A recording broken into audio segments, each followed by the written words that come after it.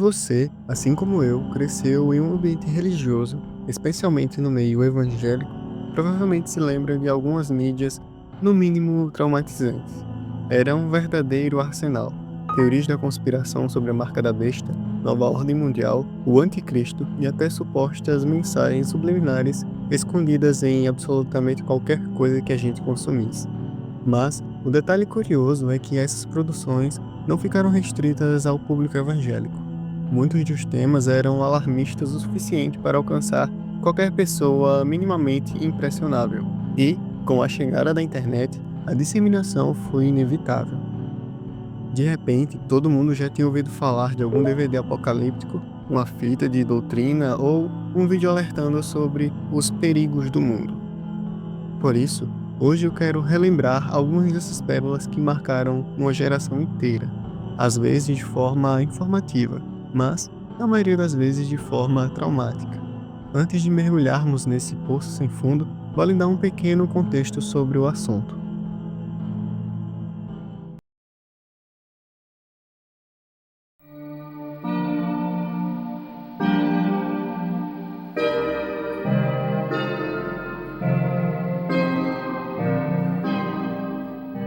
Durante a década de 1980, os Estados Unidos viviam uma série de episódios marcados pelo chamado pânico moral, um medo, muitas vezes exagerado, de algum mal abstrato, que supostamente ameaça os valores da sociedade. Nesse caso específico, o pânico tinha uma forte roupagem religiosa e conservadora. Foi nessa época que acusações infundadas sobre abusos cometidos em rituais satânicos começaram a dominar o imaginário popular e a mídia. Grande parte desse movimento ganhou força após a publicação da desacreditada autobiografia Michelle Remembers, de 1980, que contava a história de Michelle Smith. Seu psiquiatra, Lawrence Pazder, que depois se tornaria seu marido, usou a controversa técnica de recuperação de memória, levando Michelle a relatar supostos abusos sofridos em rituais satânicos durante a sua infância. O caso foi investigado e nada comprovou sua veracidade. O mesmo aconteceu com o caso McMartin, um julgamento longo, cheio de acusações semelhantes, mas que terminou sem qualquer evidência concreta. Com o tempo, essa onda de acusações passou a ser chamada de pânico satânico, termo usado por jornalistas e pesquisadores como Jeffrey S. Victor. Não era apenas sobre rituais. A narrativa envolvia elites, figuras poderosas do governo e uma visão de que tudo, absolutamente tudo, era suspeito de estar sob influência do diabo. Esse discurso se espalhou tanto que o Brasil recebeu de braços abertos. O que não é surpresa. Além de ser um país majoritariamente cristão, a mídia da época era extremamente sensacionalista e faminta por escândalos. Isso criou um terreno fértil para lendas como o famoso punhal escondido no boneco do Fofão ou a ideia de que a boneca da Xuxa falava mensagens estranhas. Dito isso, e com todo o contexto necessário, podemos finalmente ir para as tão esperadas mídias.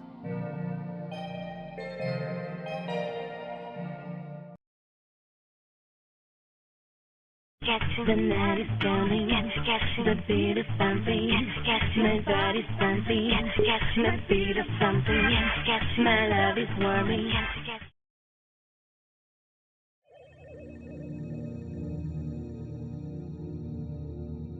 Quando se fala em mídias evangélicas traumatizantes, o que sempre me vem à mente são aquelas pregações de pastores sobre temas envolvendo o tal satanismo infiltrado anonimamente na sociedade.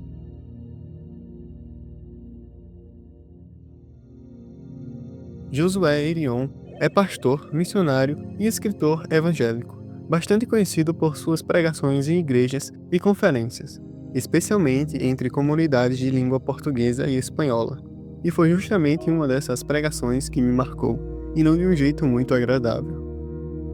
O tema era o famoso satanismo escondido nos desenhos da Disney, além de algumas histórias de sua carreira missionária. Esse assunto foi extremamente popular anos atrás, e acredito que Irion tenha sido uma das figuras que mais contribuíram para espalhar esse tipo de conteúdo. Ele traz provas de que a Disney seria secretamente uma ferramenta do inimigo para atingir as crianças através da inocência delas. Entre os exemplos citados estão as clássicas mensagens subliminares. A palavra sex em O Rei Leão, um suposto órgão sexual masculino na capa de A Pequena Sereia, e até a imagem de uma mulher nua em Bernardo e Bianca, que, nesse caso, é realmente verdadeira. Por isso, as versões posteriores do filme têm esse trecho removido. Coisa do demônio? Não, apenas uma brincadeira de péssimo gosto feito por alguém na pós-produção. Além disso, Irion afirma que, depois de comprar toda a coleção de filmes da Disney para os filhos, em apenas 3 meses, o comportamento das crianças mudou completamente. Segundo ele, elas não queriam mais ouvir músicas gospel, tinham medo de dormir nos próprios quartos e, em um caso específico, sua filha teria dito: "Eu não quero mais saber de Jesus, apenas da Bela e a Fera." E não para por aí. Ele relata que algumas mães nos Estados Unidos também teriam testemunhado comportamentos estranhos. Uma criança que, enquanto assistia Aladdin, foi encontrada sem roupas porque o próprio Aladdin teria pedido que ela tirasse. Ou o caso de um menino que supostamente tentou contra a vida da mãe segurando uma faca, dizendo que foi instruído pelo Rei Leão. Há um vídeo chamado The Lion King. A revista Time disse que é o vídeo mais sujo, mais perverso e carregado de violência que nenhum outro vídeo a Disney jamais produziu. Que as crianças que olham o Lion King hoje serão os assassinos amanhã. Você sabe quem produziu o vídeo de Lion King? Foi um homem homossexual que já morreu de AIDS em Nova York. Se chamou John Smith.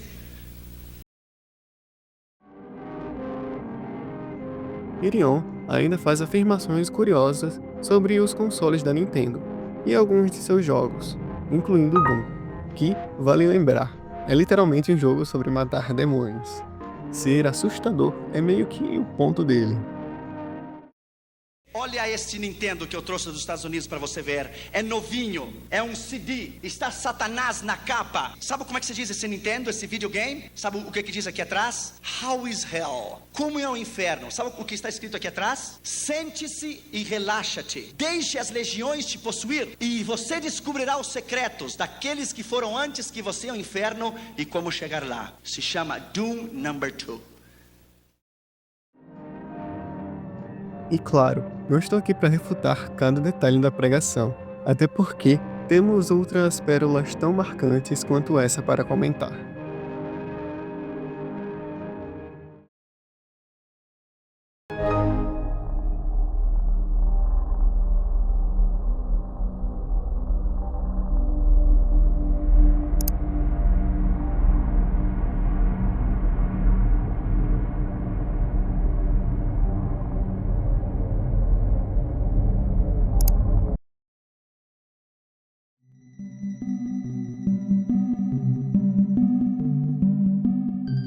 Outra marca registrada desse período foi a quantidade de ex-bruxos e ex-satanistas que apareceram por todos os cantos. O próprio Damião Mastral ganhou bastante notoriedade nessa época, com suas pregações sobre sociedades secretas e satanismo. Havia de tudo: ex-bruxo Tio Chico, ex-bruxo de Niterói, ex-bruxo da Globo, e esse último era um dos mais populares, já que sempre existia uma crença de que a Globo, ou suas celebridades, tinham algum envolvimento com bruxaria. Afinal, naquela lógica, a fama e o sucesso só poderiam vir por meio de pactos com o diabo. Um dos que mais me marcaram foi um chamado ex-bruxo da Globo, Aldo Nascimento. Ele afirmava ter consagrado o Sítio do Pica-Pau Amarelo em 1982, além de ter feito trabalhos para Renato Aragão, que, segundo ele, teria o 2º grau mais alto da magia negra. Segundo Aldo, pessoas que se conhecem como lésbicas ou gays seriam assim porque o Exumirim estaria nelas. E, por algum motivo, a Xuxa teria ajudado essa entidade a entrar nas crianças através de músicas e programas. E as crianças que passam muito tempo vendo TV também estariam destinadas ao mesmo fim. Xuxa trabalha com Exu Mirim. É um demônio pequeno que prende a criança, tanto nos seus programas, como vicia também nos desenhos. A criança presa pelo Exu Mirim, ela não gosta de tomar banho, ela não gosta de escovar os dentes, ela não gosta de ir à escola. A primeira coisa que ela faz de manhã, quando acorda, é ligar a televisão para assistir desenho. Ela pode crescer e tornar-se lésbica, se for menina. Pode crescer e tornar-se um homem afeminado, se for menino. E claro, não faltam absurdos. Aldo afirma que, para uma novela da Globo fazer sucesso, era necessário sacrificar 6 crianças em um altar de magia negra. Dizia ter alcançado o grau 33 na maçonaria com apenas 16 anos, declarava ter consagrado desenhos como He-Man e Thundercats, sendo o esqueleto uma representação do Exu Caveira, e ainda dizia ter sido pai de santo de Fernando Collor e PC Farias, além de insinuar envolvimento com a morte de Tancredo Neves. E só um detalhe, sabe quem seria o principal culpado pela morte dessas supostas crianças sacrificadas? Os assassinos? Não, você que assiste novela.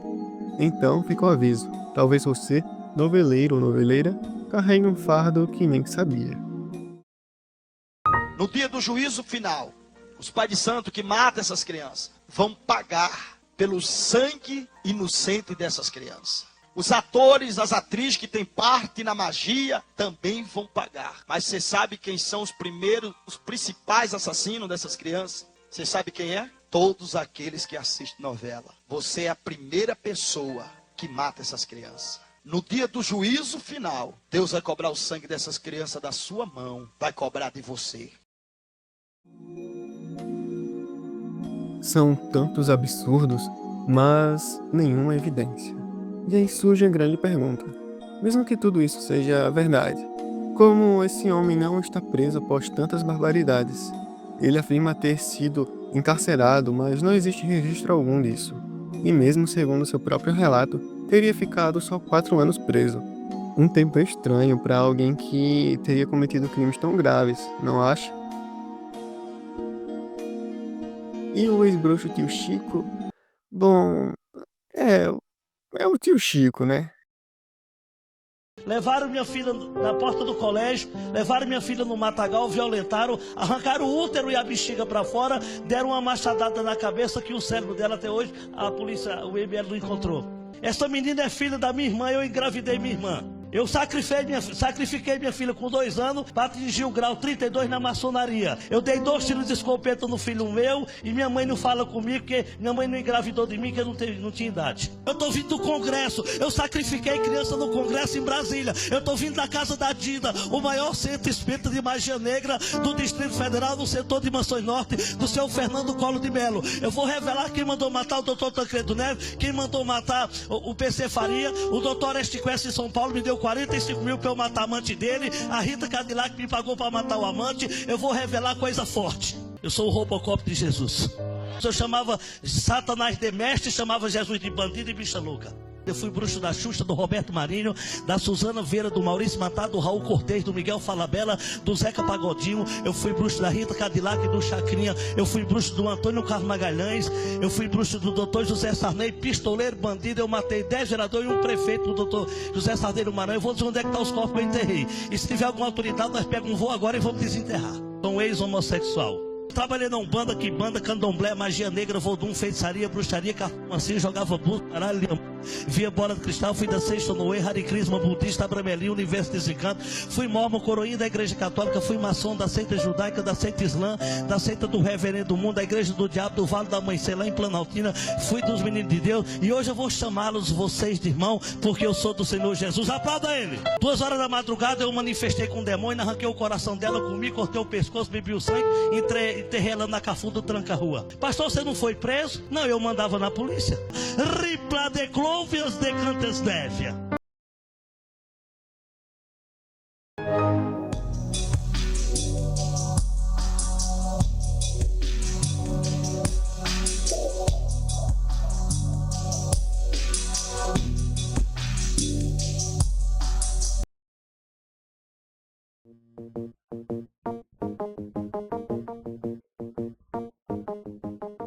Além de outras semelhanças entre essas figuras, uma que vale destacar é o suposto envolvimento delas com celebridades, mais especificamente os tão suspeitos pactos. Como mencionei antes, sucesso e fama muitas vezes são vistos com desconfiança, e não que não existam motivos para questionar certas fortunas e estilos de vida, mas, para muita gente, a explicação mais rápida e compreensível é: fez pacto com o demônio. E como posso provar isso? Simples. Procurando mensagens escondidas em suas obras, clipes, músicas e tudo mais que puder ser reinterpretado. Essas mensagens secretas podem ser qualquer coisa: frases tiradas de contexto, ruídos, imagens ambíguas ou pequenas anomalias interpretadas como demoníacas. E talvez o exemplo mais famoso desse período sejam as supostas mensagens satânicas nas músicas da Xuxa.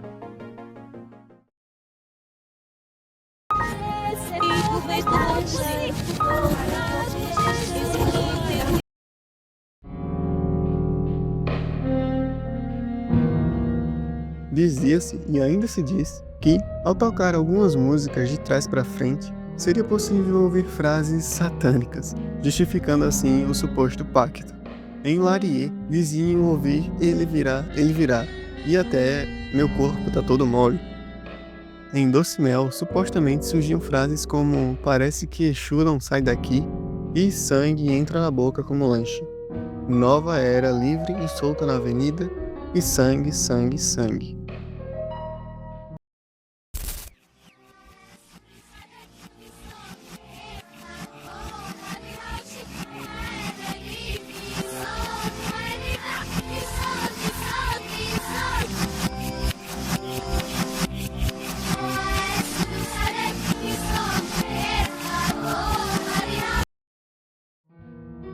Nada disso é novo. Essa prática de ouvir coisas onde não tem também aparece em outras lendas clássicas, como a de que Seth Satan estaria escondido quando tocamos Stairway to Heaven do Led Zeppelin ao contrário. Na verdade, tudo isso pode ser explicado por um fenômeno chamado pareidolia auditiva, o hábito involuntário de perceber padrões em sons indefinidos. Quando alguém te diz que uma frase específica está escondida ali, você cria uma expectativa semântica. Seu cérebro passa a buscar aquele padrão e, eventualmente, ouve algo parecido, mesmo que não exista. Esse tipo de caça às mensagens secretas também se espalhou para os desenhos e filmes da Disney, algo que conecta diretamente com as pregações de Josué Erion. Na internet, o que mais aparecia eram vídeos e postagens no Facebook apontando supostas mensagens subliminares, símbolos ocultos ou intenções malignas. Até o clássico Alô Diabo, que diziam aparecer ao inverter o logo da Coca-Cola, entrou nessa onda. E claro, nem mesmo artistas do próprio meio gospel escaparam dessas acusações. A cantora Aline Barros, por exemplo, já foi acusada de usar símbolos ocultistas em clipes e shows até de fazer a famosa mão chifrada. Para alguns, basta um gesto ou detalhe visual para transformar qualquer artista em aliado do tinhoso.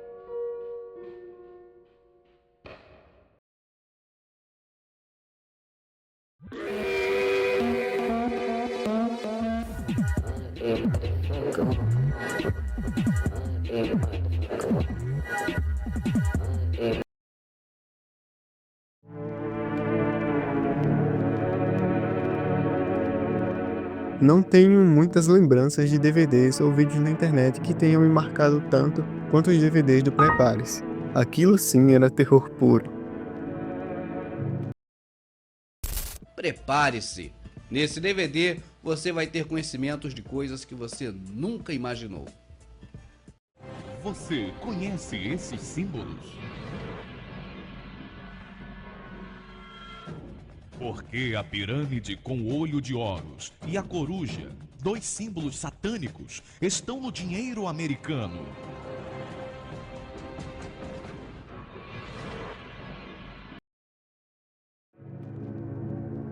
Quase tudo que se tem nesse vídeo, e muito mais, estava ali presente. Satanismo, Illuminati, Nova Ordem Mundial, Anticristo, mensagens subliminares e uma lista interminável de segredos que nem você e nem eu sabemos, mas que alguém, em algum porão, aparentemente descobriu. Apresentado por Rubens Sodré, o propósito do DVD era realmente impactar quem o assistisse, revelando a farsa do mundo real. A base para esses vídeos geralmente eram documentários conspiracionistas estrangeiros, principalmente produções de Alex Jones, que serviam como matéria-prima para esses documentários caseiros. Até hoje, existem vários comentários aqui no YouTube em vídeos do Prepare-se. Alguns relatam o medo que sentiam na época, outros aparecem para reafirmar o conteúdo, dizendo que tudo o que o Rubens falou está se cumprindo nos dias de hoje. E o que posso dizer sobre isso? Medo. Esse é o maior instrumento para converter pessoas a esse tipo de narrativa. Medo e ignorância. Não vou refutar o DVD aqui, apesar da vontade. O primeiro vídeo do meu canal foi justamente sobre o Prepare-se e, sinceramente, que vídeo ruim. Preciso urgentemente fazer um remake. Se você lembra de algum outro documentário conspiracionista envolvendo o governo, anticristo, nova ordem mundial e afins, deixa aí nos comentários.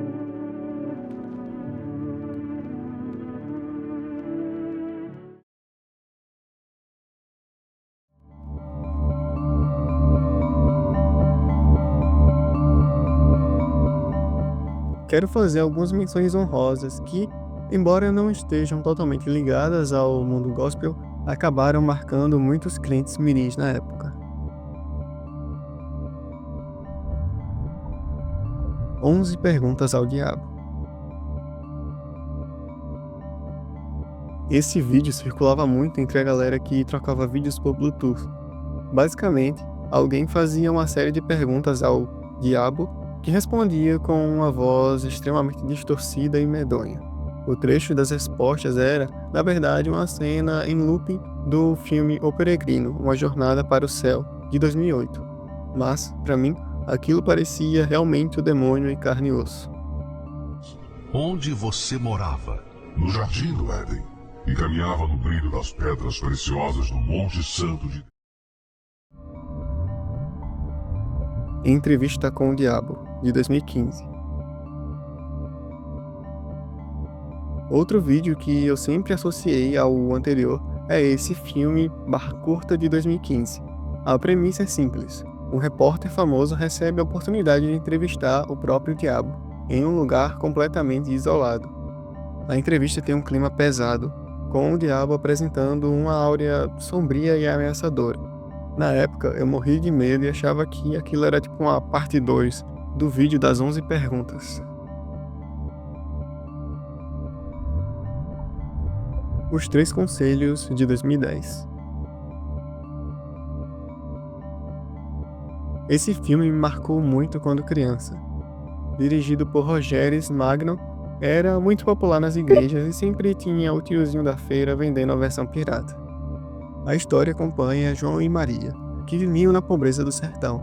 João vai buscar trabalho e passa anos servindo a um patrão que, no final, oferece 2 opções: receber todo o pagamento acumulado ou 3 conselhos. João escolhe os conselhos e, a partir daí, sua jornada fica cada vez mais tensa. A cena que mais me marcou é quando João passa a noite numa pousada no meio do nada. Ele acorda de madrugada com gritos desesperadores, mas lembra do conselho do patrão para não ser curioso e volta a dormir. No dia seguinte, descobre que quem gritava era o filho da dona da pousada, e que todos os hóspedes que saem para ver o que está acontecendo acabam assassinados e enterrados por ele.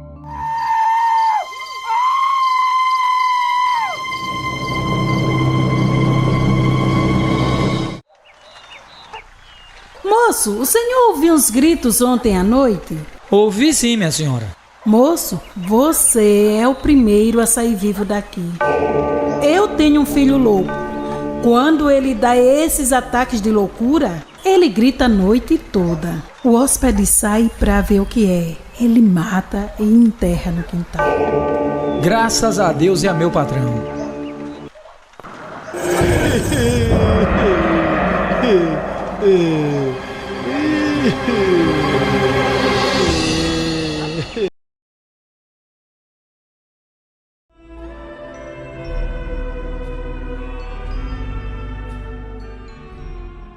O medo sempre foi uma peça fundamental para espalhar esse tipo de conteúdo.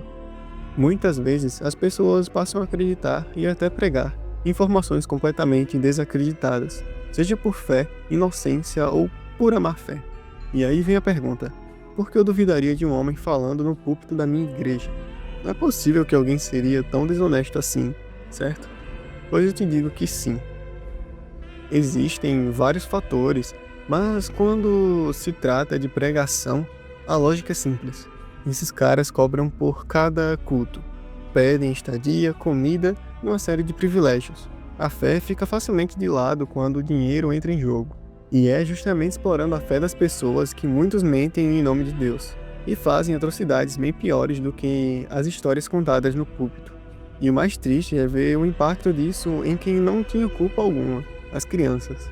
Muita gente da nossa geração cresceu com medo de ligar a TV, ouvir música ou jogar videogame porque tudo era do diabo. Programas inocentes eram proibidos, bandas eram demonizadas, brincadeiras eram vistas como portais para o inferno. Pais bem intencionados, mas totalmente influenciados por esse pânico, acabaram privando os filhos de viver uma infância normal. Tudo por causa de teorias malucas, interpretações forçadas e discursos que colocavam o sobrenatural como um inimigo constante escondido atrás de qualquer coisa. Muita criança cresceu se sentindo culpada por coisas que nunca foram pecado, com medo de algo que nem fazia sentido.